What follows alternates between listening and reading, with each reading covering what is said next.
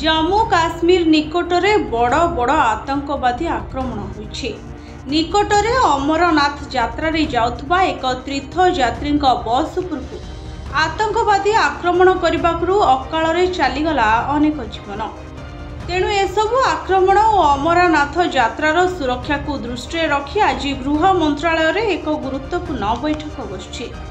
एथिरे निजे गृह मंत्री अमित शाह मुख्य दायित्व निर्वाह करिवे। जम्मू काश्मीर उपजिलापाल एनएसए मुख्य अजित थोवाल, गृह सचिव आईबी चीफ एआई डीजी, समस्त अर्धसामरिक बलर डीजी, सो और वायुसेनार मुख्य और अधिकारी रणनीति प्रस्तुत करेंगे निजे गृहमंत्री। अमरनाथ यात्रा रे कड़ा सुरक्षा सह आवश्यक जांच व्यवस्था ठीक कराजिबो। एहासह अमरनाथ यात्रार रूट्रे जेपरी कौनसी समस्या सृष्टि न हुए सेथिप्रति मध्य एआई कड़ा नजर रखिबो बोली जणापड़िछि। ब्यूरो रिपोर्ट, फंजौत न्यूज।